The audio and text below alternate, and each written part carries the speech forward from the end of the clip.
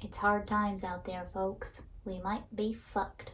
I want to offer a little bit of hope right now in all of the fear that is going on. Because I feel that fear too. I have felt it for a very long time. And it is so easy to get caught up in that fear because the fear is there and it's real. Scary things are happening. The world is shit. And there's something beautiful that can be found there too. So I know a lot of people's first reaction right now is to go doom scroll on the media to try to digest and understand what is happening in the world, because gratefully our people have gotten to the point where so many of us are uncensored that we are unafraid to post what's actually happening in the world. However, just because people have become uncensored, that does not mean that the media has become uncensored. The media is still highly centered, and they're going to show you what's going to make you feel more afraid 99% of the time. And so it's on you to, yes, I know you want to understand what's happening. I know you want to prep for doomsday. I know you want to have your backpack ready. And I know you want to have all of these things planned out and get a timeline on when these things are going to plan out. It is so important to stay informed and aware. I don't want to take that away from you. Stay informed, stay aware. However, when that awareness leads to you feeling crippled by anxiety and fear and feeling like you were absolutely powerless in a situation where you have so much power, is when you need to turn off the phone, take a deep breath, go on a walk, and do things that can make you feel a little bit safer. Okay? If you have the privilege and the power to do things to make you feel a little bit safer, do that. Knock that off your list, make your physical body feel you're okay, calm down the mind a little bit, buy your doomsday prep, buy your backpack, fill it, buy some food that's gonna last you for 2 weeks in case or when the grid goes black. Do it. If you have the privilege to do that and it makes you feel safer, do it. Also, don't overdo it to the point where you're not leaving enough resources for other people, because that is the whole point of this video. People. I know a lot of us feel that fear because it is so alarming to think that we live in a country where we have been promised to be taken care of and protected.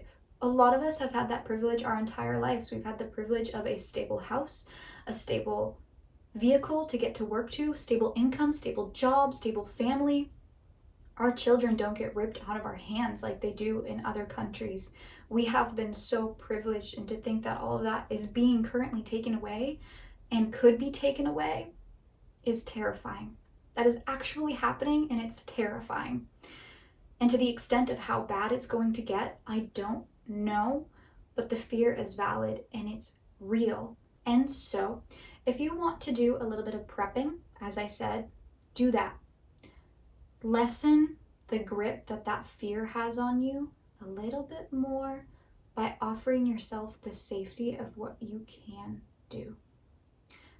And for those of you who are like, well, I don't have the money, I don't have the resources, guess what? A lot of this fear-mongering is going to make you think that you're alone, because there is a high emphasis on you are going to be hurt. You are in danger. There's no we. There's no us. It's you. And that feels terribly isolating and leads you to feeling hopeless and helpless. And that is exactly what they want. But it's not true. There are still things that you can do that are in your total control and power. And it's incredibly unfortunate that the anxiety levels are so high. We have been isolated for years, whether that is by our own doing or by a system that births that, by the food that we are fed, by the lack of community, by the way we live in our houses with fences that are so tall you don't even know your neighbor's name. And the list goes on. Now, if you can't afford your supplies, and even if you can afford your supplies, another way to get your power back is by greeting your neighbor. Start there. And if you want to go even further than that, find a community where you can talk to about these kinds of things that you're afraid of. Build a community yourself. Start a community. Start an alliance. Do something. You're not powerless here. You have so much potential and power at your disposal. You have neighbors. You have community in your area that you can reach out to. A majority of us do. I should not say all of us do, but a majority of us do. And so your power is not completely stripped, because this brings me to the whole entire point of this video. Something that my family has shown me and taught me through living through the Armenian genocide and the Lebanon War in 1975 is that when the system fails, the people rise. And that is always how our world has meant to be. When the system fails, the people rise. So yes, we are going to go through some very difficult birthing pains. I'm uncomfortable. I'm scared to an extent. I fear for my friends and family and for the state of this country as I once knew it. It doesn't feel good. However, I have so much faith that everything happens for a reason.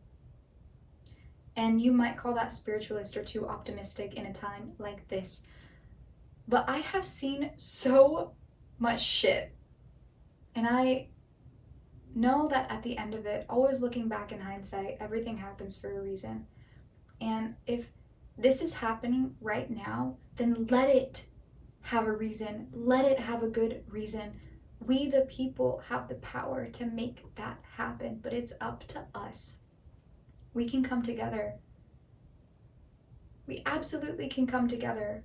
We can start communities, help each other. I think the greater thing to fear in times like this is not the system failing us, but the way that people will react. I think that the people's reaction is bigger than the system itself, because the people are who hold the power. The system is what drops the bomb, but the people are who hold the ground. And if we're so shaken up, if times are gonna be like fighting for toilet paper and clearing the entire grocery store so that your neighbors don't have anything because you can afford it and they can't, then ultimately, yeah, we might be a little fucked.